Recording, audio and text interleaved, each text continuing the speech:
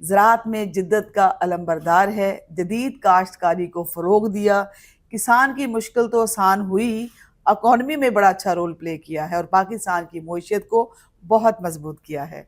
और आज हम बात करेंगे, हमारे साथ मौजूद हैं CEO मिल्लत ट्रैक्टर जनाब राहील असगर साहब। इनसे बात करते हैं और जानते हैं इस सफ़र का आगाज़ कैसे हुआ, मिल्लत ट्रैक्टर ने अपना सफ़र कहाँ से शुरू किया और आज कहाँ खड़ी है। अस्सलाम वालेकुम सर। जी वालेकुम सलाम। सर वेलकम कहते हैं आपको शो में।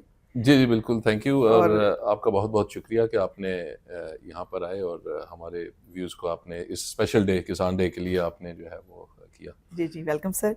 अच्छा सर, जैसा कि मैंने जिक्र किया कि जिद्दत में अलंबरदार रहा है हमेशा मिल्लत ट्रैक्टर्स, आप बतौर CEO वाबस्ता है इस इदारे के साथ।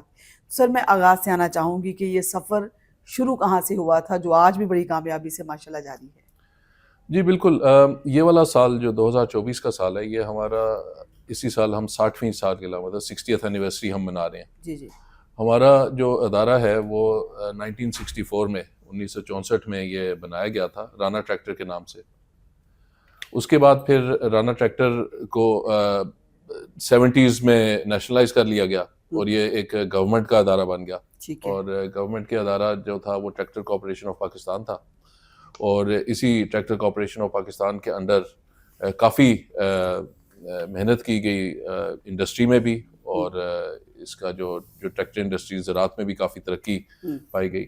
और उसके बाद फिर ये 1992 में जब इसको प्राइवेटाइज किया गया तो उस वक्त के जो हमारे जो CEO थे वो सिकंदर मुस्तफ़ा खान थे, और जी जी उनके साथ जो डायरेक्टर्स थे या जो जनरल मैनेजर्स थे या पूरी एम्प्लॉयमेंट इनफैक्ट पूरी जो कंपनी थी उन्होंने मिल के तो ये मैनेजमेंट बाय आउट इसका कर लिया। ठीक है।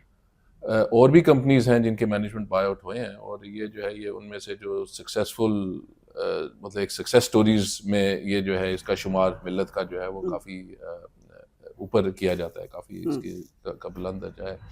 और उसकी वजह जो थी वो जाहिर है कि उस टाइम पे जो लीडरशिप थी सिकंदर साहब की और जो मैनेजमेंट की, जिसमें सुहेल बशीर राना है, लाइक अंसारी हैं, उन सब की लीडरशिप से ये अदारा तरक्की करता गया। ठीक है।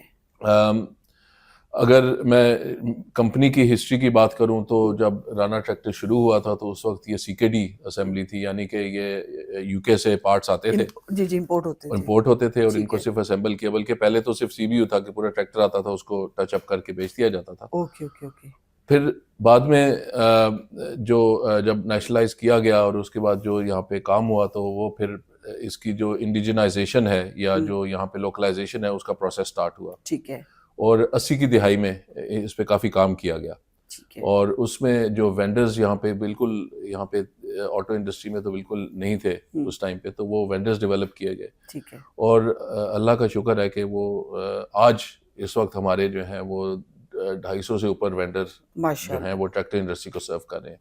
ओके। और ये सारे के सारे जो हैं ये उसी टाइम के जो जो एक्टिविटी की गई या जो मेहनत की गई उस वक्त की वजह से आहिस्ता आहिस्ता फिर लोकलाइजेशन बढ़ती गई। ठीक है।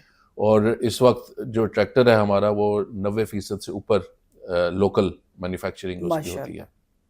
और यही वजह है कि जो लोकल मैन्युफैक्चरिंग होती है तो उसकी वजह से हमारी जो ट्रैक्टर की जो कीमत है वो अगर आप डॉलर टर्म्स में अगर आप निकालें तो इस वक्त दुनिया में सबसे सस्ता ट्रैक्टर पाकिस्तान में बनता है। जी। अक्सर ये कहा जाता है कि जी इंडिया में गाड़ियाँ बहुत सस्ती हैं और पाकिस्तान में महंगी हैं, तो आप किसी तरह से भी आप ये इंटरनेट कंपैरेटिवली हमेशा सस्ता ही सर्च रहा करके है। देख लें तो ट्रैक्टर के मामले में हम ये ठीक कह है। सकते हैं वसूख के साथ कि हॉर्स पावर मतलब 50 हॉर्स पावर से लेके 85 हॉर्स पावर का हमारे ट्रैक्टर है।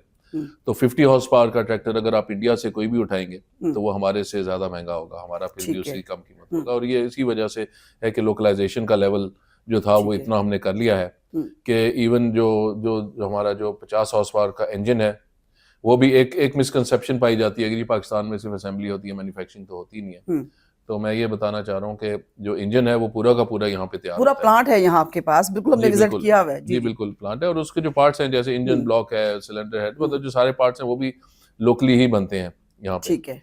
तो ये जो है ये काफ़ी बड़ा अच्छा सर, एडवांटेज है। लोकलाइजेशन से एक चीज़ मेरे जहन में आती है कि ऑफ कोर्स